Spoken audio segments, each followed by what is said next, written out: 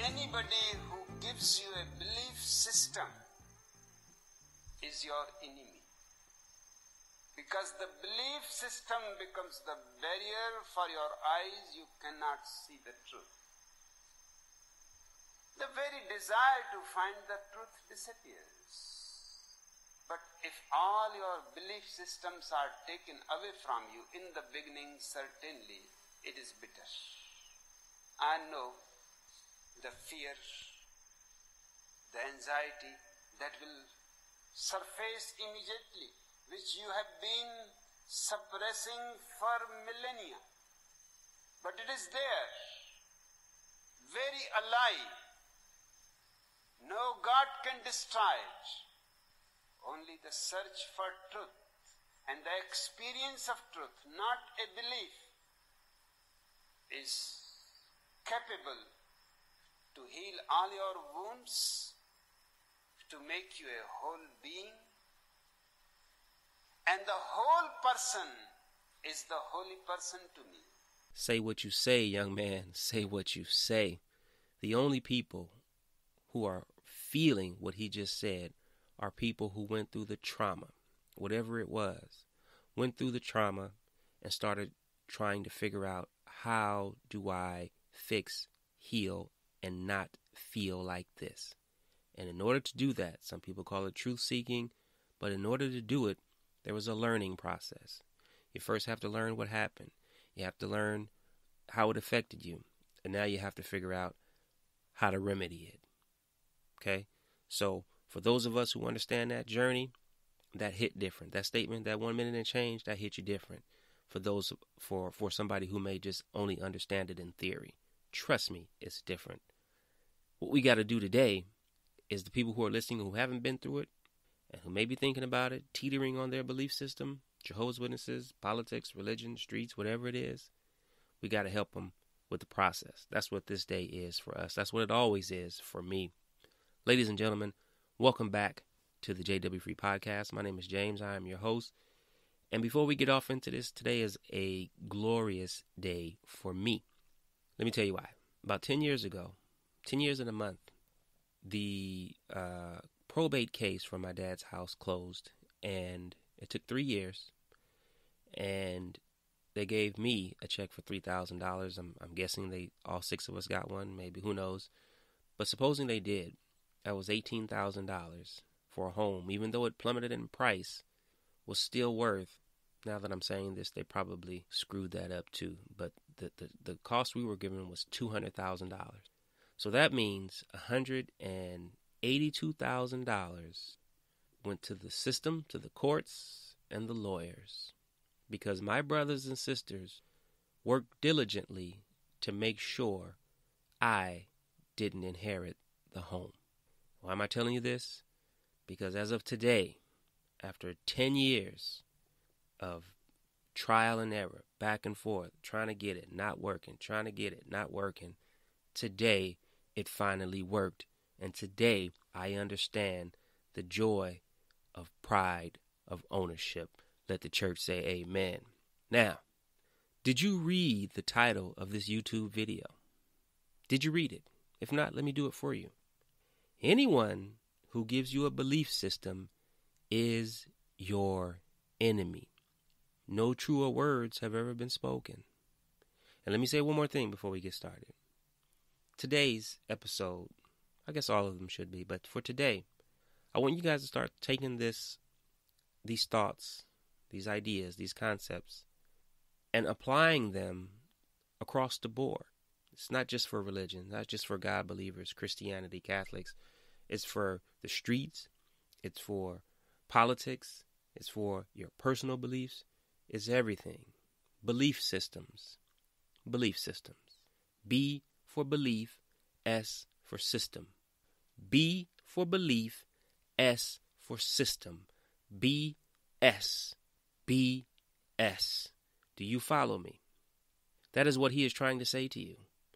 Because anybody who gives you a set of rules to say, here, you think this way. It's not for us, but it's just for you. It's to manipulate you. We all know that, well, let me not say that. This is what you will find out when you go down the journey of truth. It is simply to manipulate you and make money off of your drunken belief system stupor. In most cases, whatever the belief system is, we'll start off with Christianity and the Jehovah's Witnesses, whatever it is, the tool used to dispense it to you will more than likely be fear. Fear is a great motivator for the intended target, and it is also a useful tool for the perpetrator. And if you don't believe me, let you listen to something else. Hang tight for just 1 second. Humans, especially since the Industrial Revolution, have become increasingly protected from the dangers that our ancestors faced in relation to the natural world. But as mankind's fear of nature and the elements has fallen, in its place many other fears have come to fill the void. Some of these fears have arisen in response to real threats, but many have been in response to things imagined. As the Stoic philosopher Seneca pointed out, there are more things likely to frighten us than there are to crush us. We suffer more often in imagination than in reality. While some of these imagined fears are of one's own making, many are the consequence of narratives created by those in positions of power. Individuals looking to take advantage of and manipulate others have long realized the power of fear. When one is gripped by fear of a threat, real or imagined, their rational and higher cognitive capacities shut down, making them easily manipulated by anyone that promises safety from the threat. No passion so effectually robs the mind of all its powers of acting and reasoning as fear, wrote the 18th century philosopher Edmund Burke. Ruling classes for thousands of years have understood the power of intentionally invoking fear in their subjects as a means of social control.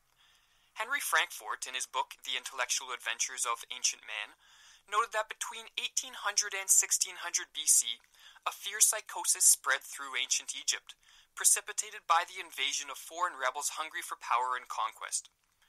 Initially, this fear psychosis was justified by a real threat. Yet even when these foreigners were successfully driven far away from Egypt, the ruling powers sought to artificially maintain fear among the population. Current Jehovah's Witnesses, did it just become clear to you why the governing body weaponizes fear about Armageddon, Jehovah's destruction, even in the My Book of Bible Stories, all those vivid pictures of destruction and fire and, violence happening? Do you get it now? Do you get what it does? You heard him say it. It robs the mind of reasoning. This is why it's another reason why it's so difficult to talk to believers and Jehovah's Witnesses and other Christians who are heavy into religion and the Bible and Jesus, because the fear, not only of the fear of destruction, but the fear of losing everlasting life, it robs them of their ability to think. Fear. That's the only way you can give people a control mechanism. You have to scare them first. You heard him, Jehovah's Witness, say the ruling class, the Jehovah's Witness ruling class, a.k.a. the governing body, right, which we'll use for right now, they are your ruling class. And they are intentionally invoking fear.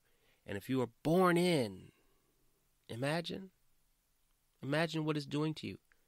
This isn't me, just me saying this, okay?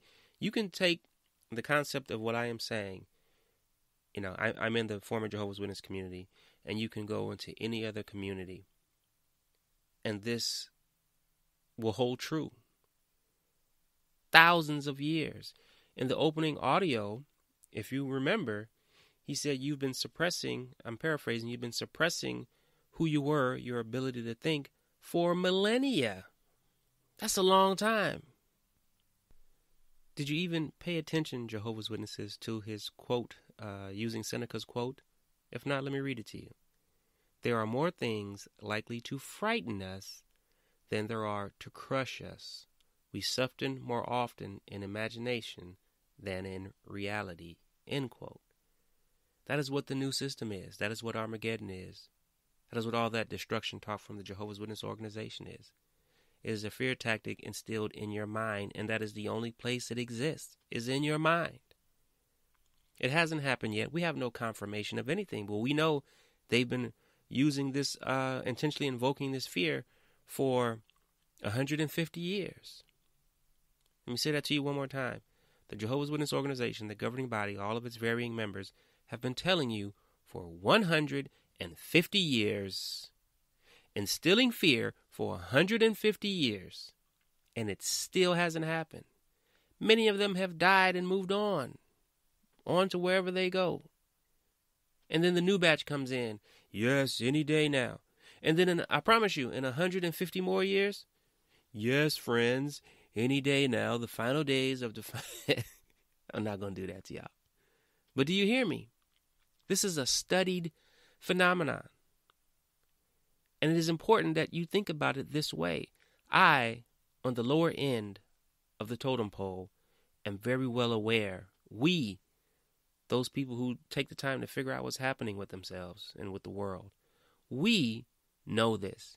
You want me to believe that a multi-billion-dollar company like the Jehovah's Witness organization isn't aware of this fact?